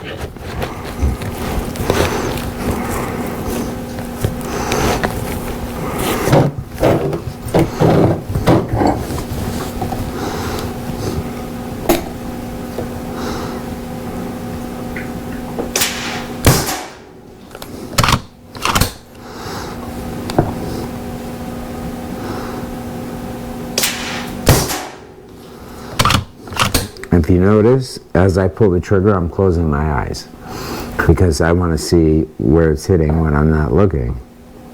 So I don't usually do that, but I'm doing it right now because I'm testing this and putting it to its limits.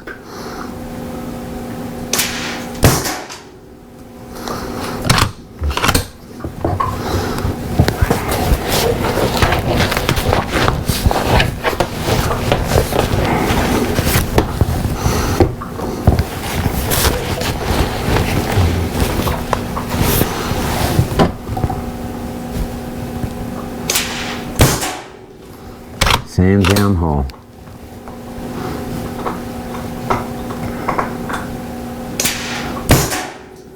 Yeah, buddy. This is a sniper rifle now. Dead center.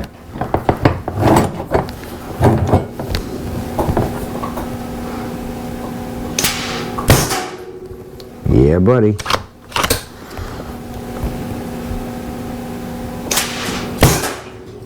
Shit.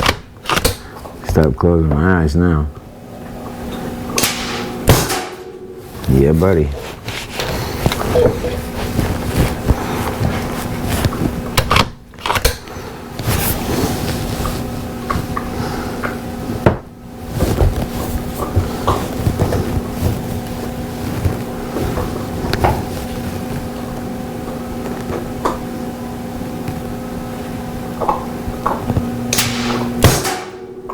Nice. 923.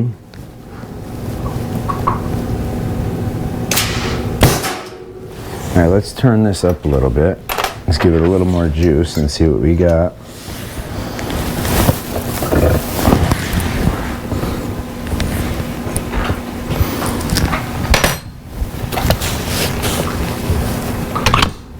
And we have to adjust now. Oh yeah, that's giving some punch. That's 962.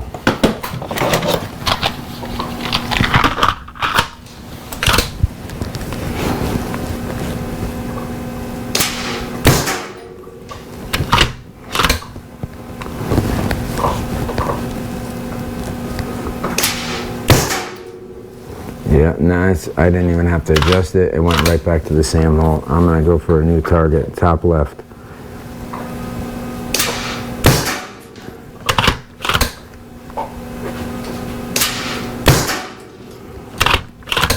I'm gonna click left.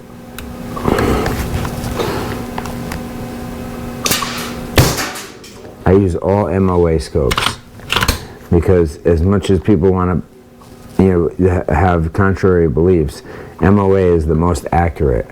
That's why it's called sub-MOA. That's why so many things are referred to in MOA, because MOA is the most accurate measurement. It's the smallest increments.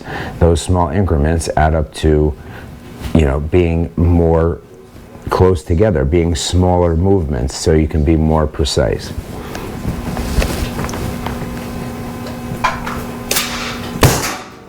I have 1 mil radian scope that I don't even use, and that's the Arkin.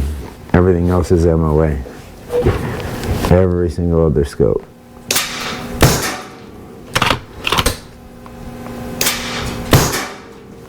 Flyer, that's one out of 2 magazines on this one. I think I'm gonna stop having flyers altogether like I did with the Impact.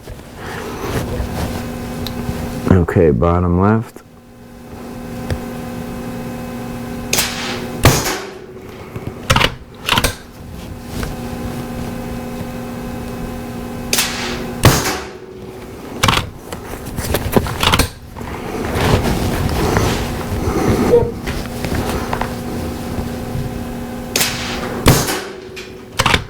Look at that shit, same hole. A little low.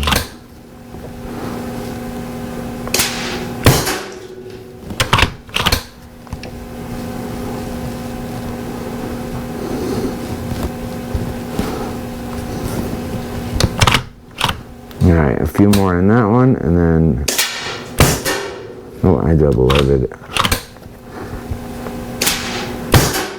There we go. And then you know what I'm going to do just to show up? I'm going to go box by box. I'm going to go on the right-hand target. I'm going to start all the way at the left, just one set of boxes below the middle line. I'm going to hit that left one, and then I'm going to go all the way across in each box.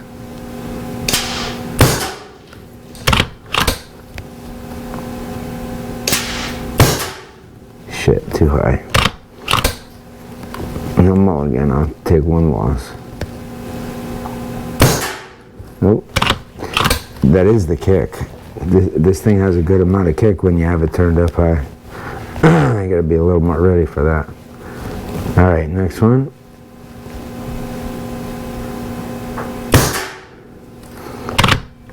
Damn, now I hit the same spot. Oh yeah, I got it. Bring it up 2 clicks. Next one. There we go. Other side of the target. Next one. Oops. There you go. Son of a gun. You see that? I'm saying son of a gun. I'm trying to be a lot less vulgar, a lot less cussing on the on videos, because frankly I don't want to hear it. So I know you guys probably don't. I don't like hearing people cuss myself, but yet I do it. So what kind of a hypocrite am I? I'm a seriously big hypocrite, because you know, I mean, I don't say anything to people about it because I'm kind of humble like that. But that's because of what I've been through in my life. I've been through a lot of shit, and that's why I get so into these things also, because when I was a kid, I didn't get to be a kid. You know, I was like a what do you want to call it? I was something you would refer to as a 14-year-old grown man that was taking care of his 2 brothers like they were his own kids. And, you know, I made sacrifices for them, but you know what? Every one of them was worth it, because they're doing good, they're taking care of themselves. Devin is going to college. He's doing incredibly well. That's my youngest brother. My middle brother, he's doing okay. You know, he lives in a basement for free that he can fix the heat whenever they need it, or mow the lawn and stuff like that. Huh? Alright, that's 1 mag. That should be enough to finish up this video. Whoa! Oh, that was beautiful. What a moron. I put it on without putting the freaking lid on. That was bright. So that goes to show you just how exhausted I am from staying up as late as I did last night making these barrels. Making this barrel. That was 2 barrels. Now it's 1. But I feel like the payoff was good, because I'm going home and going to bed early tonight so I can take my girl for the weekend and let her enjoy a nice weekend getaway, because my God, does she deserve it. She is an absolute saint for putting up with me, and I'm a very lucky man, and I sure as hell know it, and that's why I'm taking her to a $600 a night treehouse. I'm taking her to a treehouse in the woods that is very expensive, and that doesn't include tax, cleaning, or food. So, you know, but she would rather have an experience than money, or than, you know, valuables. I got her $10,000 diamond earrings that are a 1.1 carat each ear plus a halo. So they're like 1.3 carat each ear. She's worn them less than half a dozen times in 5 years. So it goes to show you what kind of woman I have, and I'm incredibly grateful. So I'm going for the center toe. Oh no, I'm going to finish my run across.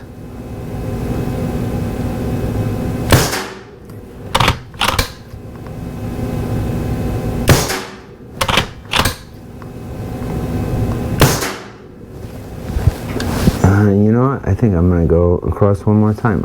I'm going to go in that segmented cube line right underneath it, those next 4 down that are halfway covered off by the new target. and I'm going to try not to hit the new target.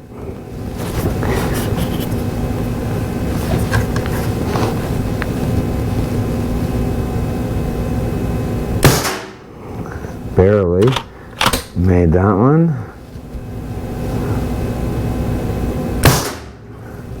That one hit it a little bit.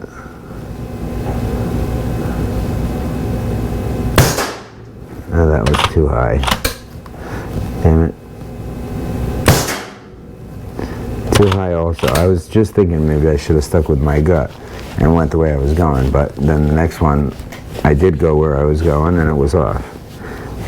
Alright, now I'm going to do the bottom row, left to right.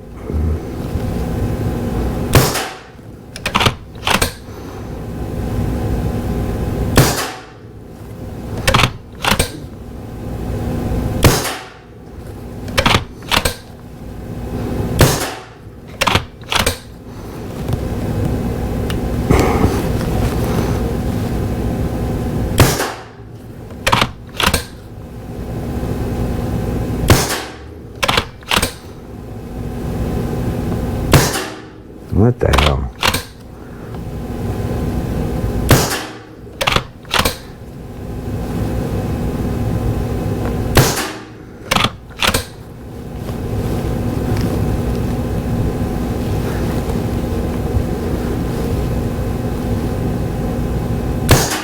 Shit.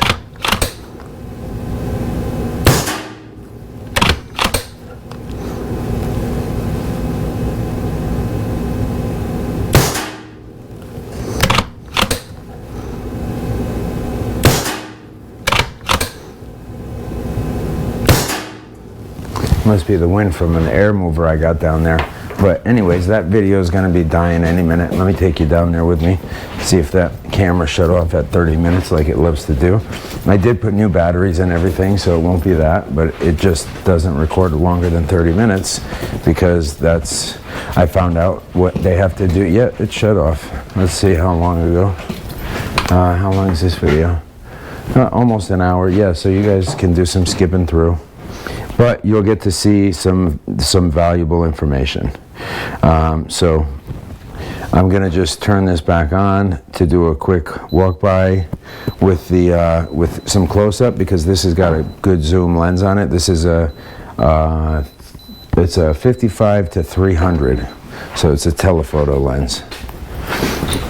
But you can see, I can just go like this, and you can see up very close. So there's my group of, you know, these are probably half a mag each. Some of them are less.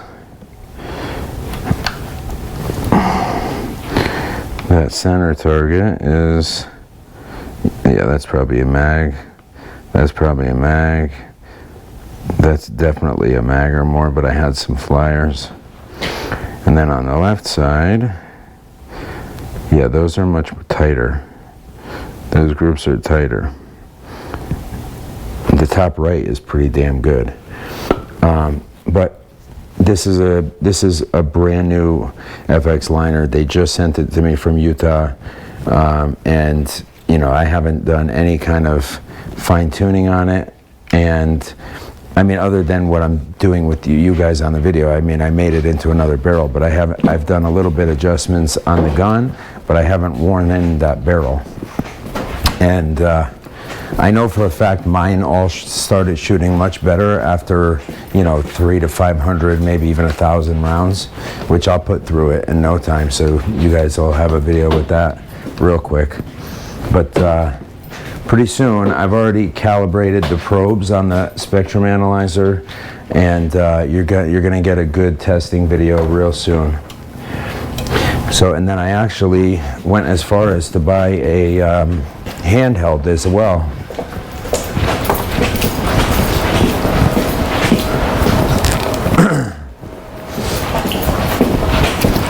Because for those of you who don't know what I do for a living, I manage properties, I own real estate, and I do HVAC and utilities. And this will be good for me, useful for me in a lot of scenarios. So this is the handheld. And this has a lot less parameters than that, but this is also a full-on multimeter. So there's your voltage, and you can do DC and AC. F2. Okay, so that's going, and then we're going to DC, AC, and then current DC. Oh yeah, because it's not connected to anything, it knows that. Okay, alternating current, and just to show you that it's accurate, I'll put these two probes in an outlet and let you guys see that it should have about 119, 120 volts.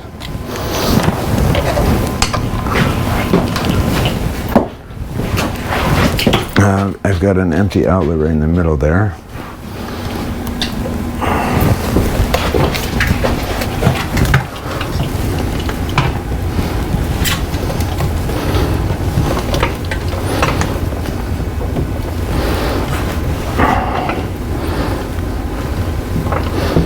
I'm not in far enough. Oh, that's an amp, hold on. Oh, I'm in current, that's why. Voltage DC, voltage AC, there we go. There we go, look, 118, 121, 121.1. So, but I can also get an oscilloscope reading and put this into a graph, like that. So I could take this, and I could pop this off. How does it come off? There's a thread on this one? No, I think they just pop off. There we go. So it's not quite skinny enough, but try to make it work. Put that in there, and then actually no, that's not going to work because I have to use here. You know what I could do? I could put this right to the ring terminals on the outlet itself. So I'll stick them in there if I can. Some of it done.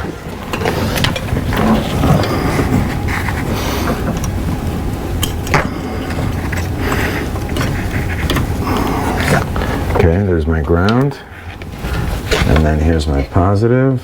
Oop. Oh, there was my positive. Oh yeah, no. Yeah, I'm getting a very low reading. I'm gonna just have to pop that breaker. Oh no, well, it can't be out, can it? Let's see. No, I think it's still on.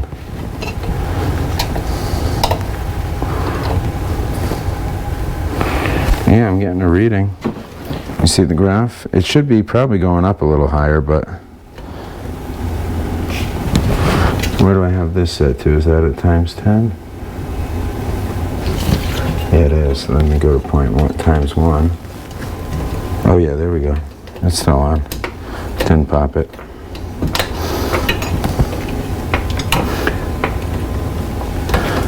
So that's it. I'm gonna have to zoom out so that it fits on the screen, but there's an auto feature for that.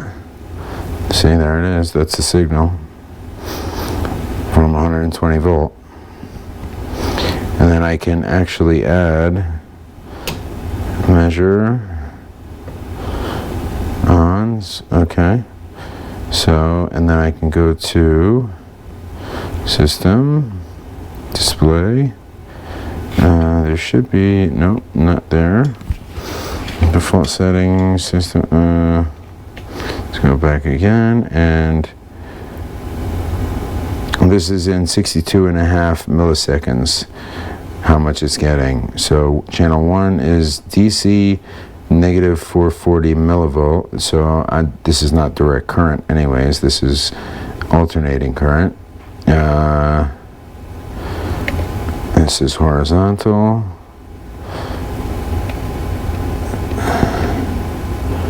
So I can make these graphs look much closer together or much further apart, because it's basically, it's time that you're changing. It's the amount of time that these are getting to be on, like the amount of time that you're having them on the screen. So the more time you have them on the screen, the more narrow they are. But I've gotten used to the dials on that thing. I really wish I had those on here. Let's see. Peak detect, I want that to be, oops, no. that's not what I wanted. I wanted horizontal. Peak detect. I didn't want that. That's sample. There we go. Now you're seeing what I actually get when I make that touch. Right there. That's the sample. And then horizontal, we'll go to, yeah, it's peak detect or sample. And then I can change the length. And that's going to make it, let's see, 4K and 8K. XY. I don't need that. I don't need the measure. Okay, page 2. Horizontal center. That's going to center the horizontal. Refresh speed is high. The counter is on. Now it's off. And now it's back on. That's telling.